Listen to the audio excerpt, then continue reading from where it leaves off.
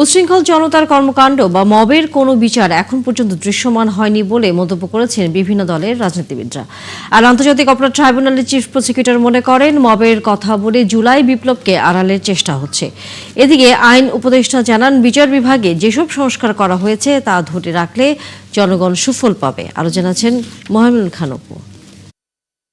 মবকে allow করা হয়েছিল, এখন মব সরকারকে খেয়ে ফেলছে, নির্বাচন কমিশনকে খেয়ে ফেলছে, দেশকেও খেয়ে ফেলতে পারে। তো আমি আশঙ্কার সাথে লক্ষ্য করছি যে এই মব বলাটার পেছনে বিপ্লবকে প্রশ্নবিদ্ধ করার একটা মানসিকতা কাজ করে। বিচার বিভাগের স্বাধীনতা ও আইনের শাসন নিয়ে আলোচনায় এভাবেই বিতর্কে জড়ান বক্তারা। অনুষ্ঠানটির আয়োজক সেন্টার ফর গভর্নেন্স স্টাডিজ বা সিজিএস সঞ্চালক ও উচ্ছৃঙ্খল জনতার কর্মকাণ্ড বা মব নিয়েও সমালোচনা করেন।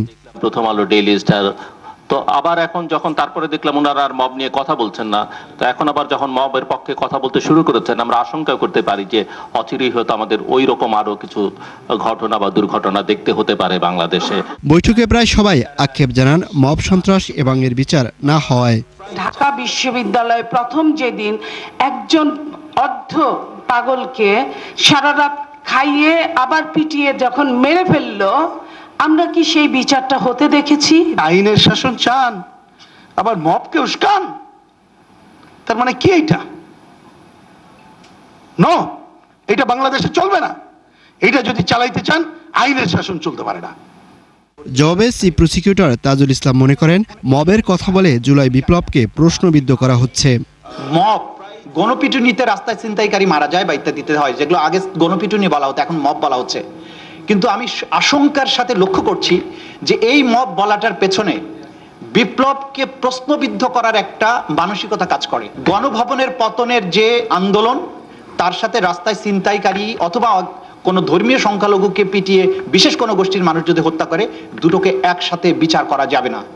মব শব্দটা প্রয়োগের আগে অবশ্যই আমাদেরকে খুব সতর্কতার সাথে কাজ করতে হবে। অনুষ্ঠানের শেষ দিকে অংশ নেন আইন উপদেষ্টা আসিফ নজরুল। আলোচকদের পাল্টাপাল্টি মত নিয়ে প্রশ্ন করা হলে এড়িয়ে যান তিনি। চিফ প্রসিকিউটর স্যার, আমি আপনার 30 সেকেন্ড সময় নিব স্যার। উনি মব নিয়ে একটা কথা বলে গেছেন স্যার। তিনি জানান, বিচার বিভাগে অন্তর্বর্তী সরকার যেসব সংস্কার করেছে সেসব ধরে রাখার দায়িত্ব নির্বাচিত সরকারের। উচ্চ আদালত, বিচার বিভাগের স্বাধীনতা প্রতিষ্ঠা করার জন্য যা যা আইন করা দরকার সব আমরা করেছি। আমি টেম্পটেড হচ্ছি বলতে যে আমরা 100% করেছি, কিন্তু তারপরও যদি বিচার বিভাগের এই স্বাধীনতার সুফল পাবেন নাকি, যদি বিচার বিভাগের জবাবদিহিতে আসে, গুড প্র্যাকটিস শুরু হয়, অবশ্যই পাবেন। নির্বাচিত সরকারগুলো এই ক্ষমতার পাশাপাশি যদি আন্তরিকতা এবং কমিটমেন্ট দেখায়, অবশ্যই আমরা প্রত্যাশিত সুফল আরো বেশি করে ভবিষ্যতে পেতে থাকব। ক্ষমতায় থাকার জন্য রাজনৈতিক দলগুলোর বিচার বিভাগে হস্তক্ষেপ করে বলেও অভিযোগ করেন বিশেষজ্ঞ আইনজীবীরা। যেই সরকারি দল ক্ষমতায় থাকে তাদের অনেকখানি ইনফ্লুয়েন্স থাকে বিচার বিভাগের সাথে। আর মামলার জট কমাতে বিচারকের সংখ্যা বাড়ানোরও দাবি করা হয় আলোচনায়। এখন